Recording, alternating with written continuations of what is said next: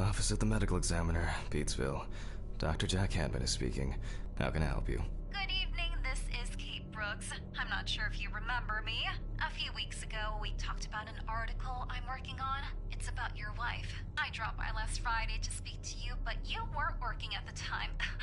I asked the security guard to pass on a note for me. I would like us to discuss the topic of... I thought I had made it painfully obvious.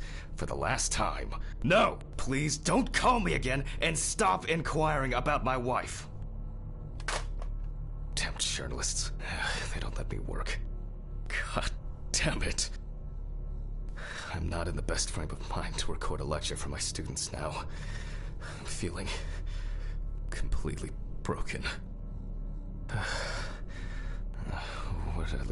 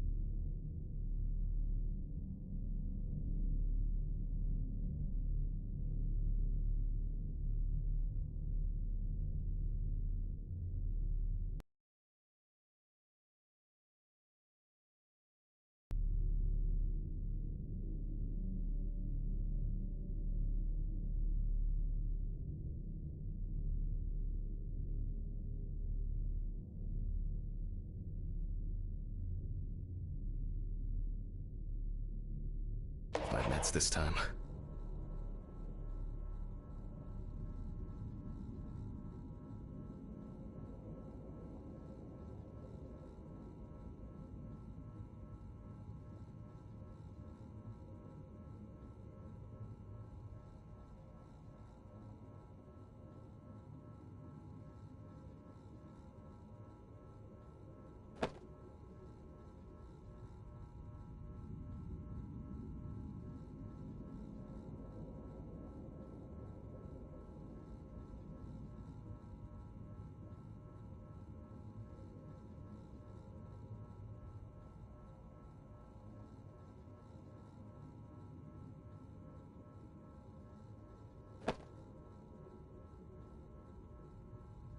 They definitely pay me too little for this.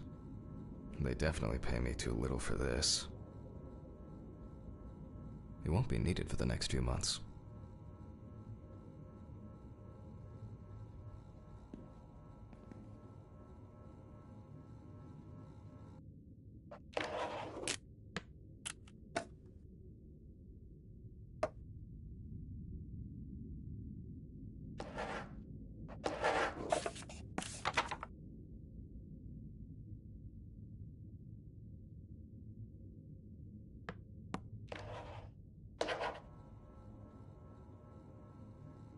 Stephen didn't clean up after himself again.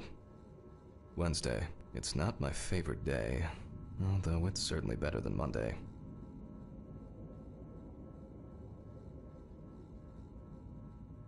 Awful. It would be good to finally repair the coffee machine. I guess it was in another life.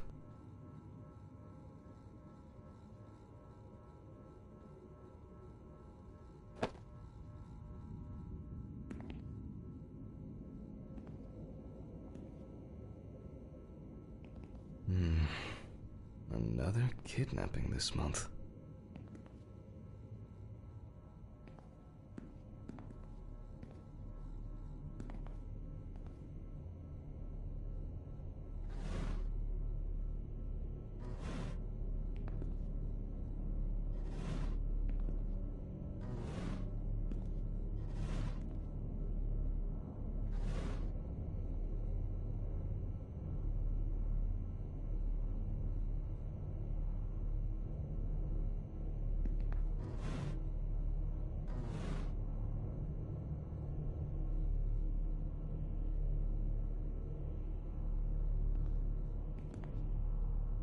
Not very comfortable, but suitable for night shifts.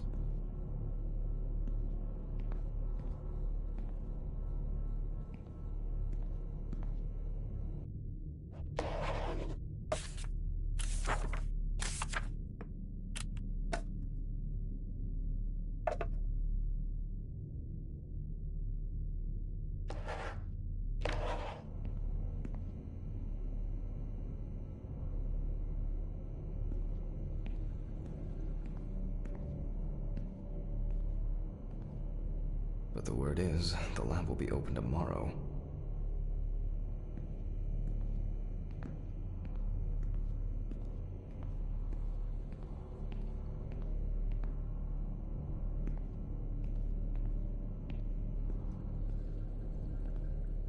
Let's hope I'm not caught short this evening.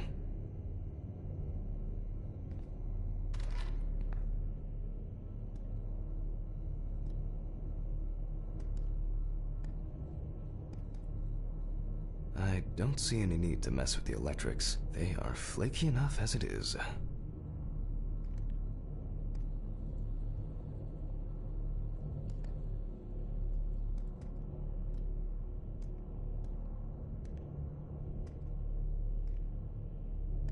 Pills first, Jack. Pills.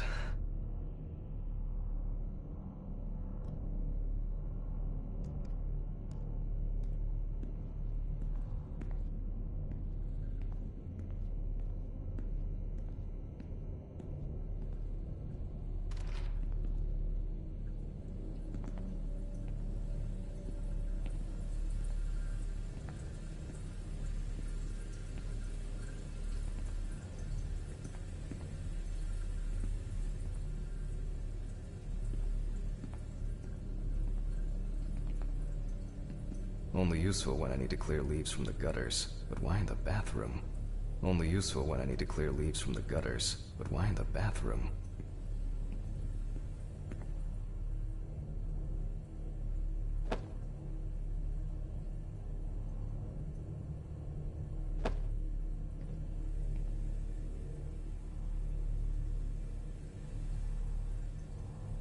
Okay, time to pull myself together. And get back to work. I need to set up the camera first.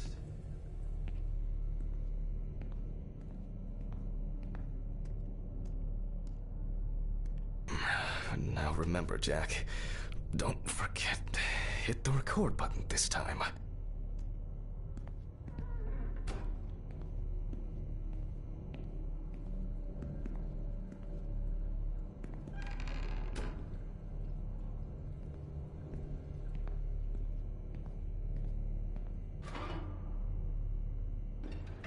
Hopefully the new tripod is going to hold up.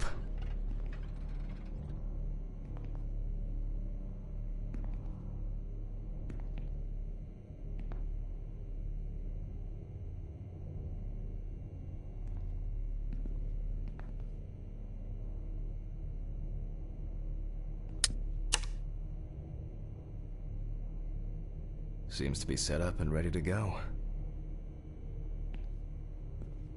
My old but trusted centrifuge. Ideal for all the fluid tests I need to perform during an autopsy.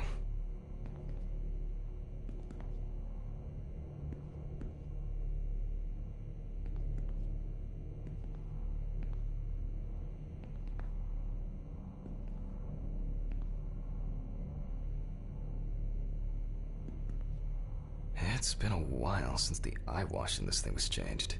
It's probably a health hazard now. Scalpel, scissors, syringe, magnifying glass, knife. I guess I forgot to clean the knife.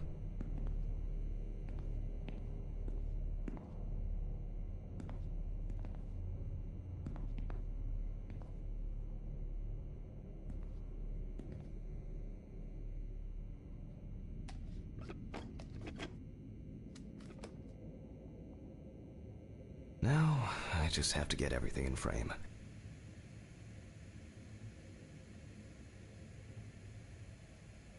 This should be fine. November 20th, 1991. Time, 8:43 p.m. Recording for medical students from the University of Missouri. This autopsy is conducted by Jack Hanman. Hello, everyone. Welcome to the autopsy room. Today, you will have the dubious pleasure of following a full autopsy, step by step. For those of you who have already performed your first autopsy, this will refresh your basic knowledge. In turn, for those whose knowledge is only theoretical, I advise not to watch this after a meal.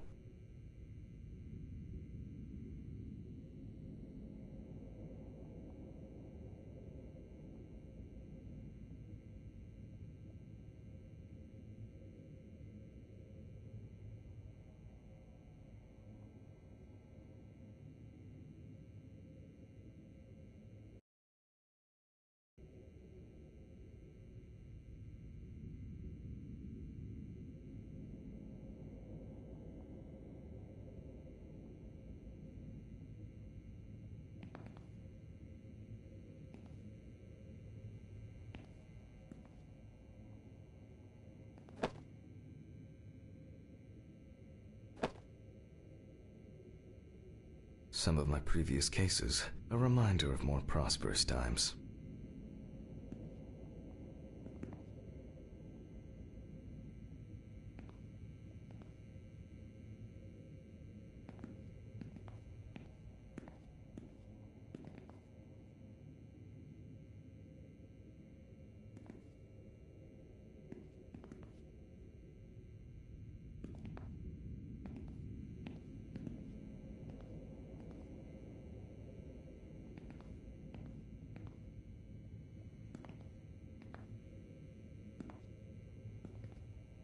Scalpel, scissors, syringe, magnifying glass, knife.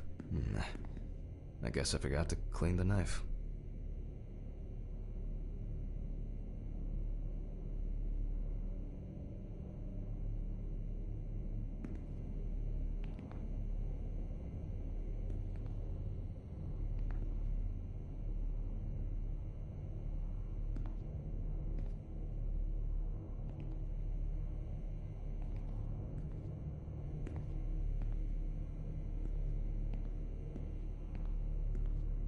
Let's start.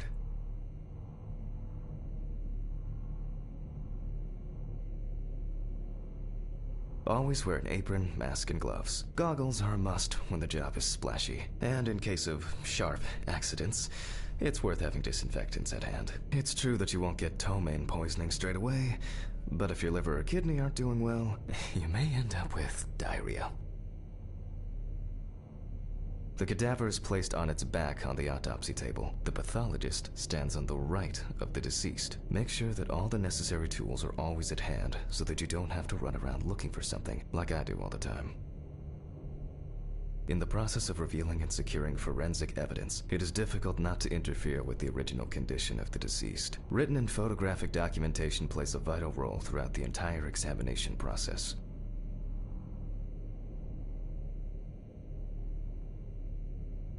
During your research, be patient, inquisitive, but above all, attentive to detail. Many entries are visible at first glance, but sometimes they can be cover for more interesting stories. And lastly, remember that nothing teaches you self-narration like working with the dead. So get used to that fact soon. Everyone will think you're talking to yourself. Now, onto the police folder. That will contain all sorts of pertinent information as to who the deceased might be, and what potentially happened to them. So, let's take a closer look, shall we?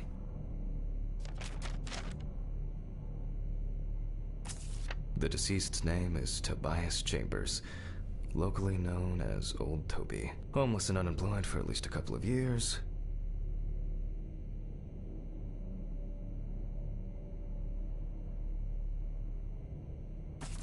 The deceased was found on the outskirts of a parking lot at a gas station, where he often begged and persistently offered drivers to wash their car windows.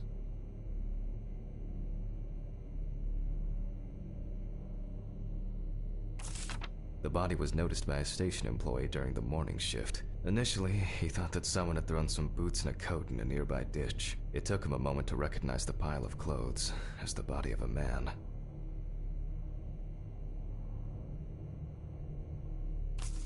He worked most of his life at the local port dealing with unloaded cargo.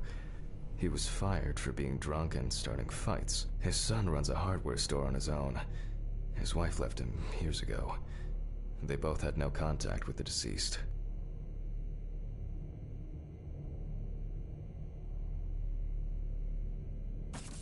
Signs of libation were found around the body. Empty bottles, traces of an inept attempt to start a fire, and a scattered makeshift blanket. That's it. It's worth remembering the context around the scene of a death. This allows you to better interpret any traces found on the body. I shouldn't start the procedure without gloves.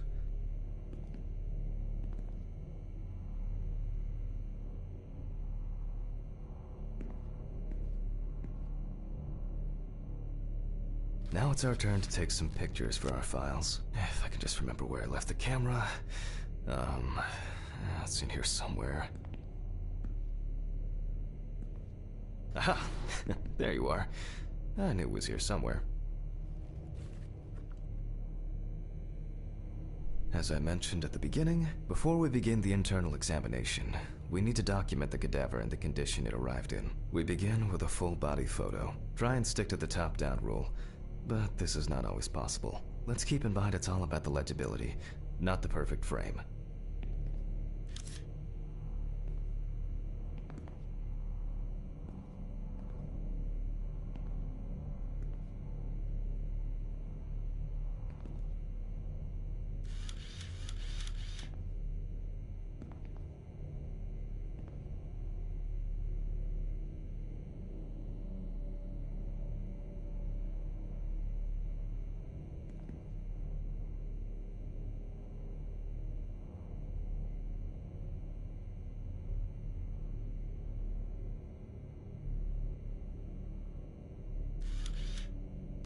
Voila, now we move on to the next step, looking for traces. Take your time. Look at the corpse from different sides, from different angles, up close, and from a distance. You're looking for anything out of the ordinary.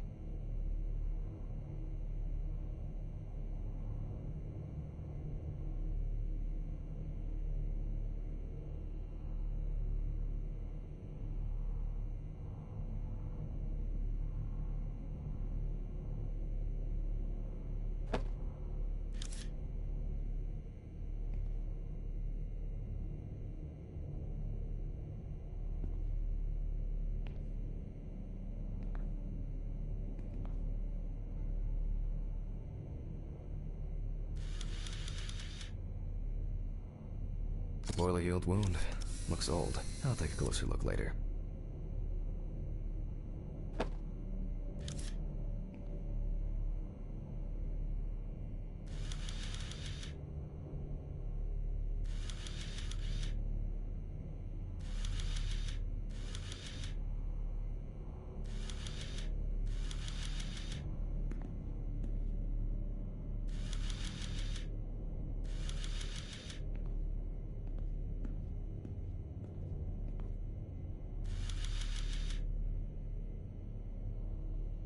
Some wounds in the feet and signs of frostbite, probably because the subject's shoes were too small.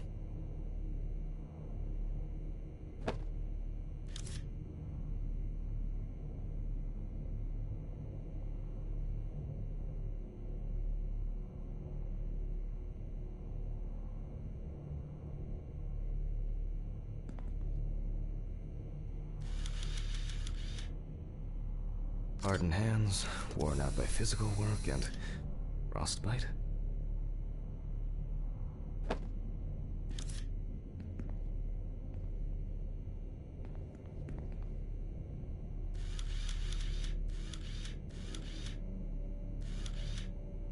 That's something interesting. It will be necessary to check whether this injury was severe enough to cause damage to the brain. In a moment, we will check which of our initial observations will be worthy of further consideration. But before we get to that, I need to write down some basic data.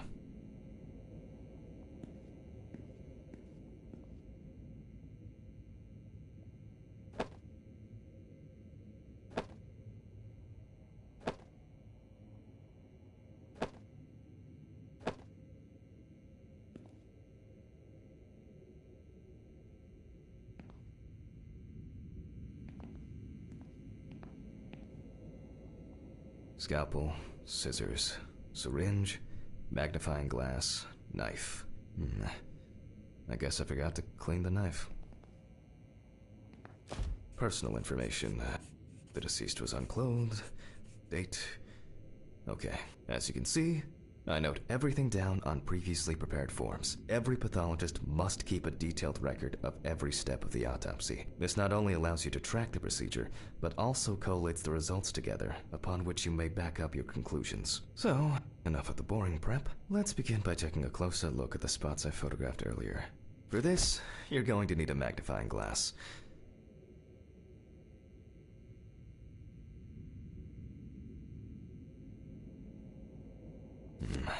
Which spot first?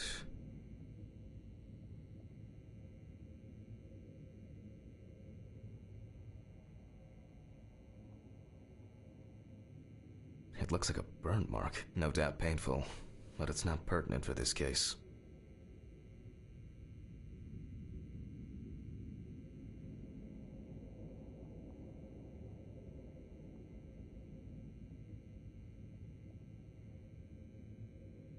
Definitely a painful mix of frostbite, abrasions, and blisters. Old Toby had been wearing shoes too small for him for a very long time.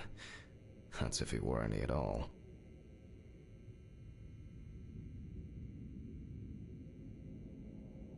Here we can see frostbite on the fingertips. We can tell by the characteristic skin color.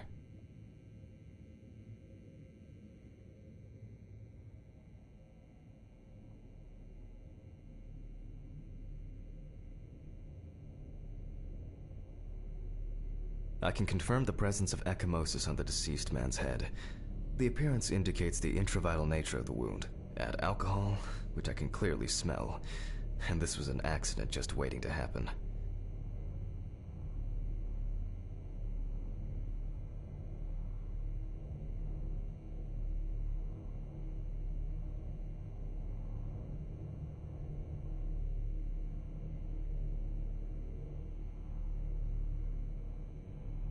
So far, there are a lot of superficial wounds, but only one serious injury to the head. Let's go back to our notes.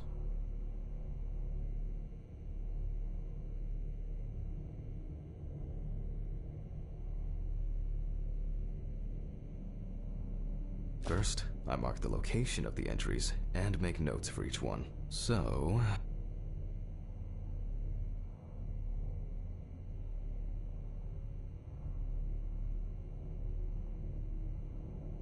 even though this type of wound didn't contribute to the deceased's death, we're still required to record it. If Toby's body was cold for a prolonged period, the frostbite could have resulted from the body's defense reaction. The safety we're not in frost season yet, but high humidity, wind, and the inability to warm up can also be causes of frostbite. The head wound. Definitely an important clue. This is something we'll investigate first. As you can see, we don't have much to go on. Let's write down what preliminary causes of death we can think of.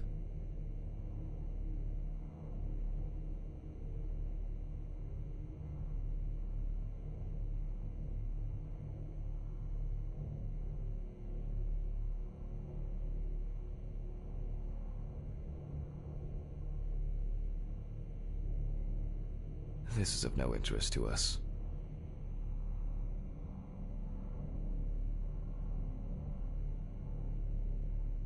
The nights have been particularly nasty lately. We will check if there are any signs of freezing internally. Considering the conditions in which he slept, his body may have become hypothermic. Various types of accidents are a common cause of death among the homeless and the elderly. Perhaps old Toby slipped and accidentally hit his head. Since the deceased clearly smelled of alcohol, I'll add alcohol poisoning to our list.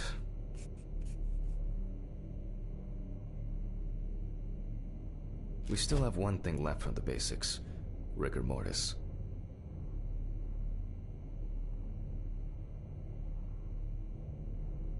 Well, we take our deceased by the hand,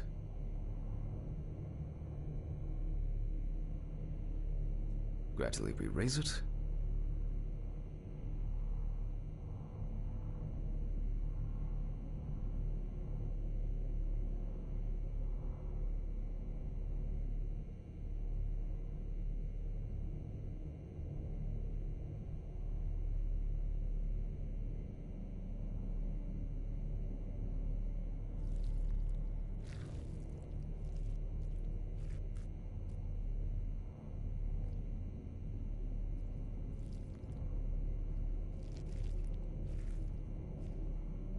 Now let it go.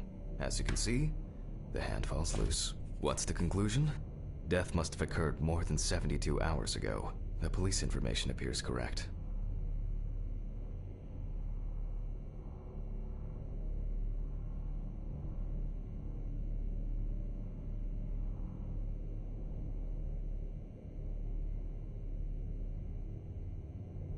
Head trauma seems the most promising, so we'll start there. For this, I need an oscillating saw.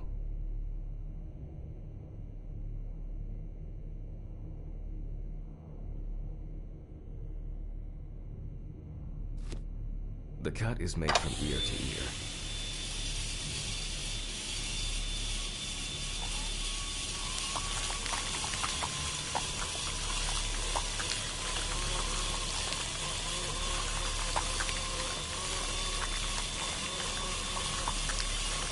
After which, we remove the skin and the top of the skull. After the basic examination, we can see that the brain's cerebral gyri in both hemispheres are symmetric. The brain looks good. Let's take a cross-section.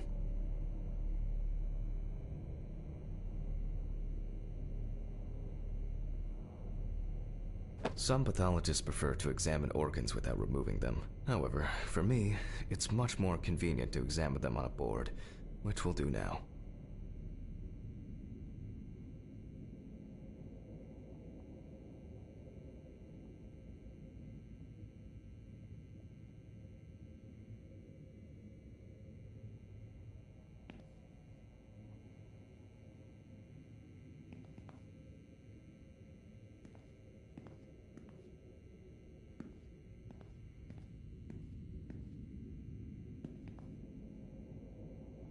Holding a long, narrow blade knife in the dominant hand, we slowly cut the cranial nerves on both sides, all the time pulling the brain towards us.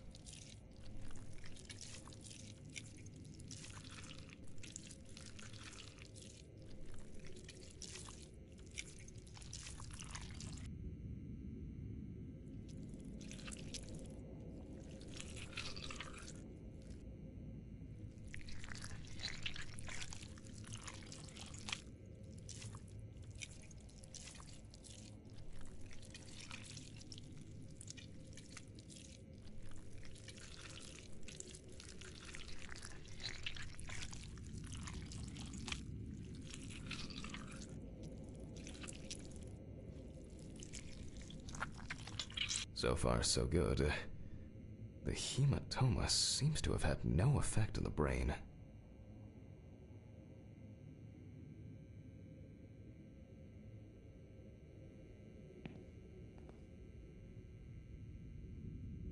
We can rule the fatal accident out as well.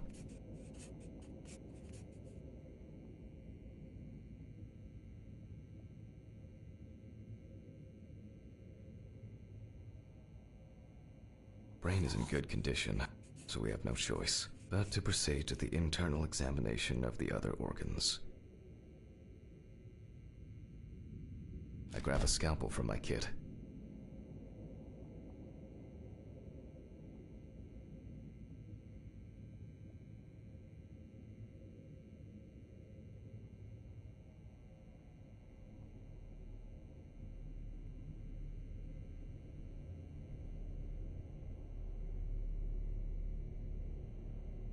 The incision should be in the shape of a letter Y.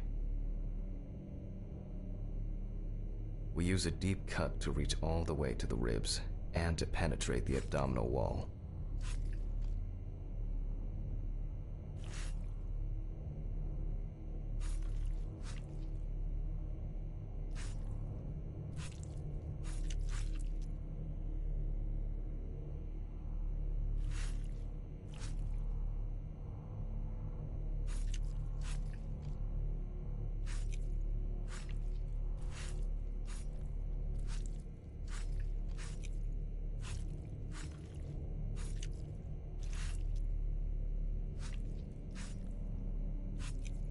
Alright, now we peel back and separate the skin.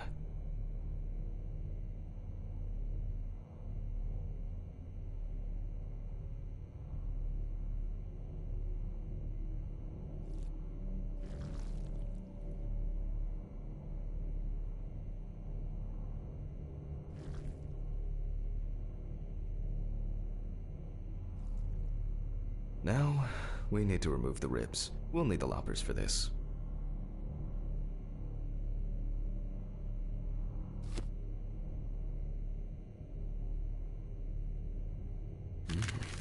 Quite a satisfying crunch, for some anyway. After removing the cartilage tissue, we instantly notice two things. Firstly, there is no congestion of the internal organs. This means that although the deceased was hypothermic, it didn't kill him. Secondly, the deceased smoked like a chimney. So, we should take a closer look at those lungs.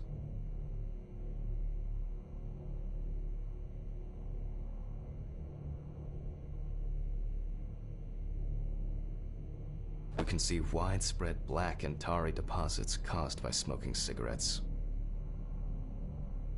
Despite the tragic condition of the lungs, they are not the cause of death. Alice smoked too. It didn't kill her, but... what was I talking about? Lungs. Yes. Advanced inflammation.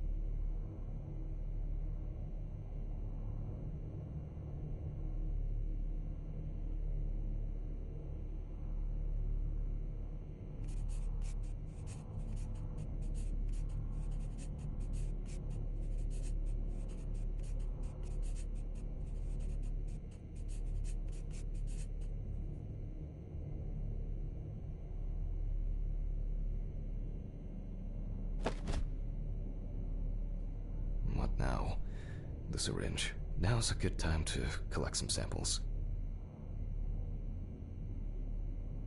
Specifically 3.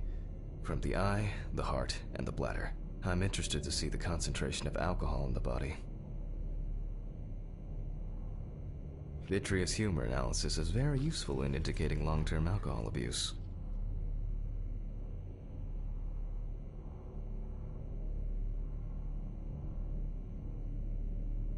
5 milliliters from the left ventricle should do it.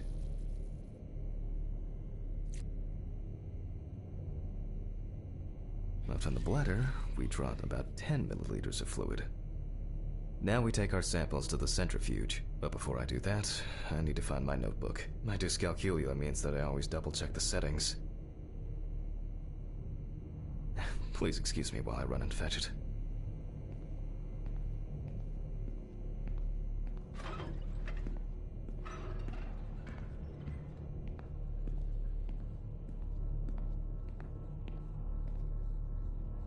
This whole thing is covered in stains. I should check this out under the microscope sometime.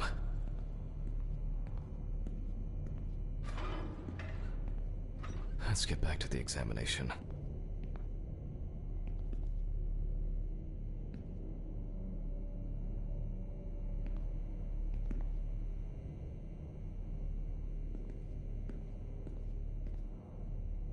We put all of the samples into the rotor.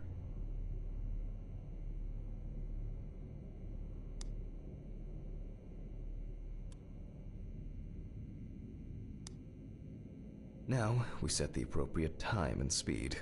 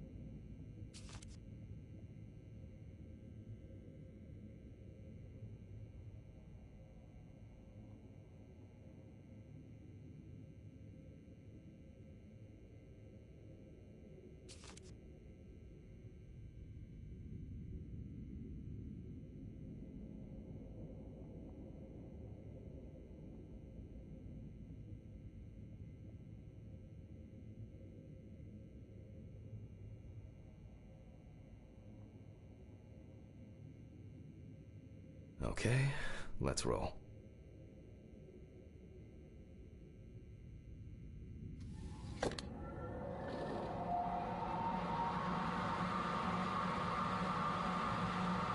My old but trusted centrifuge. Ideal for all the fluid tests I need to perform during an autopsy. Oh shit. The fuses again. Where were we? Oh yes, the blood alcohol concentration. Let's see what we've got here. Everything's separated as it should. Our lab is closed until tomorrow after the last, incident. However, considering that Toby's favorite eau de parfum appears to be ethanol, I'm guessing the results won't surprise me at all.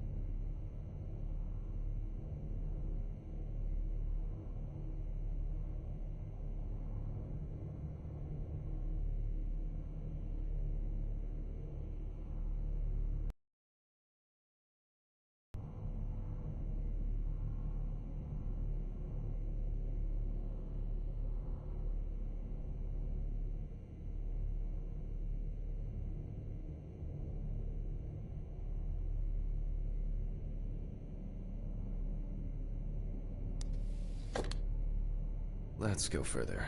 We will now focus on the cardiovascular system, specifically the heart.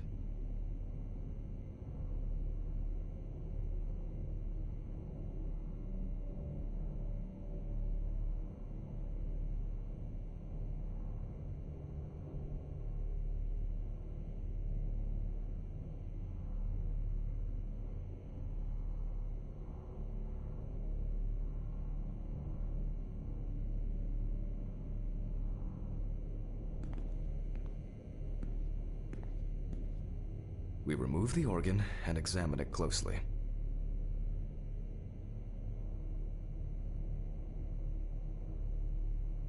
We look for dark hypoxic areas, clots, or other elements that stand out as abnormal. At first glance, the heart looks fine. The pulmonary trunk and aorta seem to be in good condition. There are no pathological changes that would have contributed to Toby's death. Now let's take a closer look at the stomach. Size is normal, healthy, pink color, and as expected, the stomach has no major external damage. We must now cut it open and inspect inside.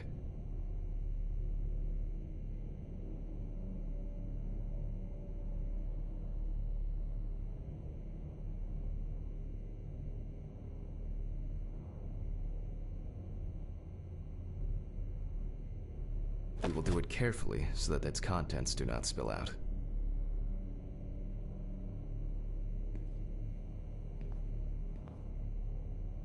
We open the stomach along the greater curvature, from the heart to the pyloric end. Oh, I already feel like there's something left inside.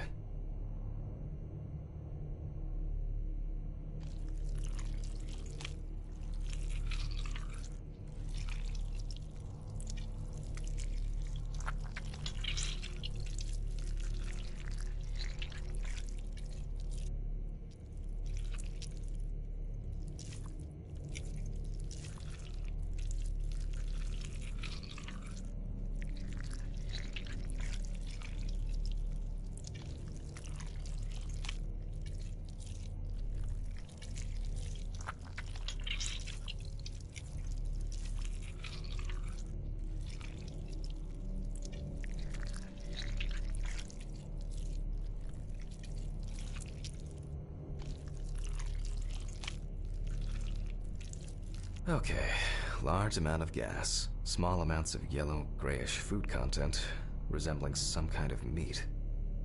Either our deceased hadn't eaten in days, or the bulk of his stomach had already found a way out. Looks like I'll have to find the missing contents.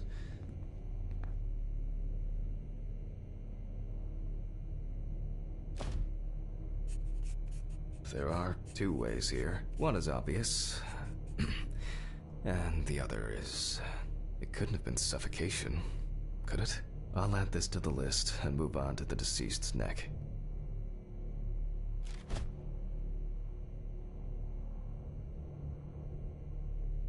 At first glance, the trachea looks normal. Same result as with the stomach. The external inspection doesn't tell us anything. This time we'll cut on a tray.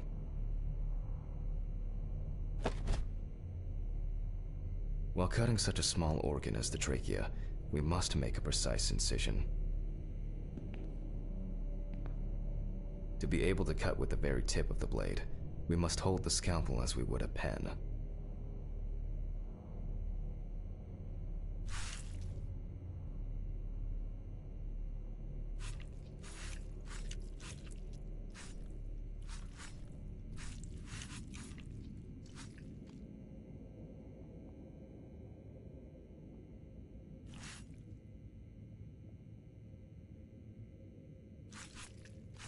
And after careful examination and deduction, we've got it, a clogged trachea. It's time to summarize the whole thing.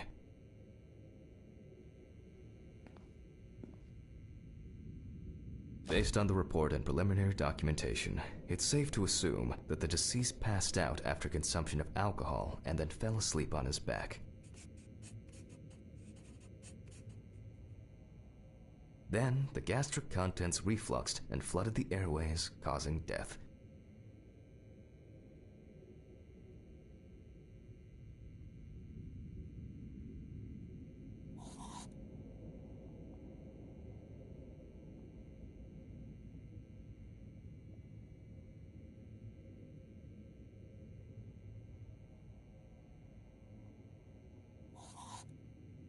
That's why we don't forget about the recovery position at dorm parties.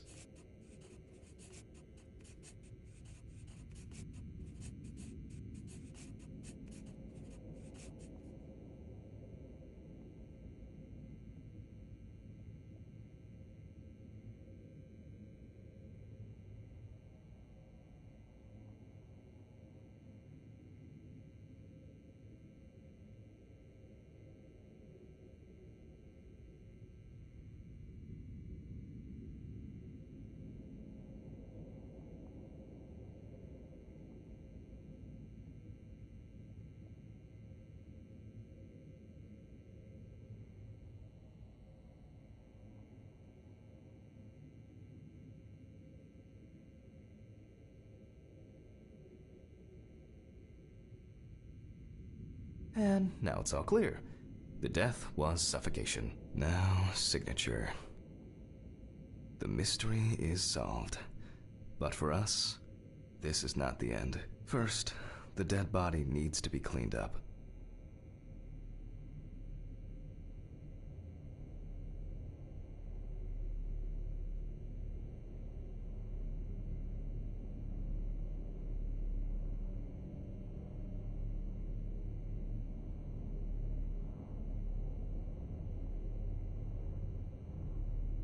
For this, we will need to close the body and grab the needle. First, we unroll the skin flaps.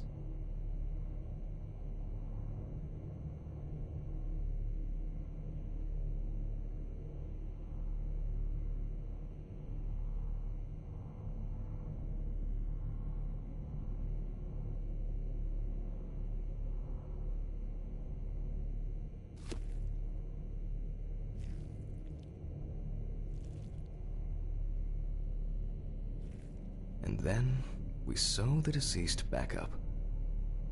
I'm using the baseball stitch technique. This stitching method is very strong and quick to do.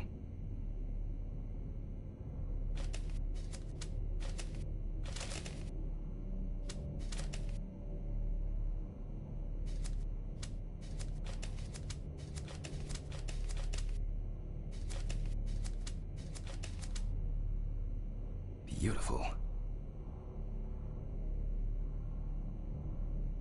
Now we say goodbye to the deceased and put them safely in the fridge, ready for the next stage of their journey.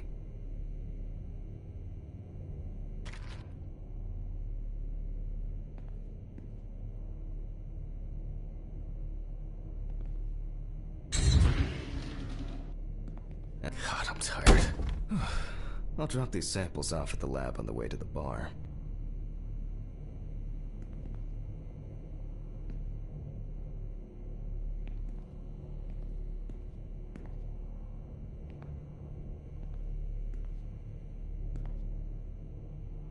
I wasn't sure it would amount to anything, but the World Wide Web has been a blessing for speeding up my work.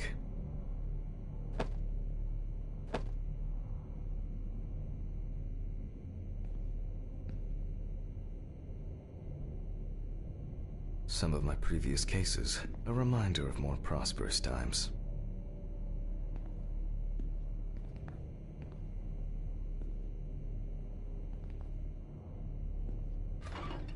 I'll call Steven. I don't feel like drinking alone today.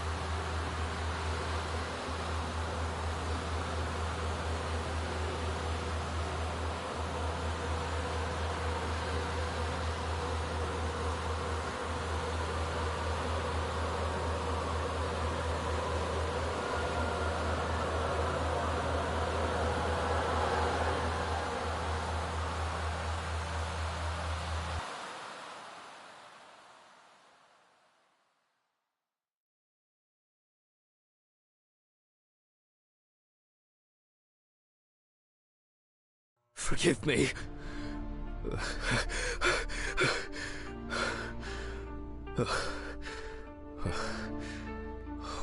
What?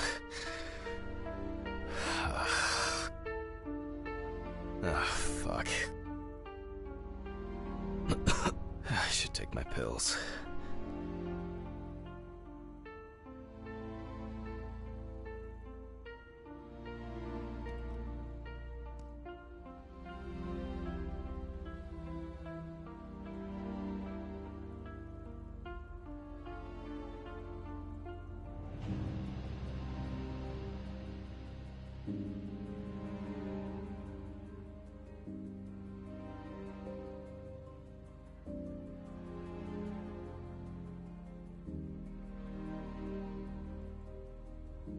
It's been almost a year.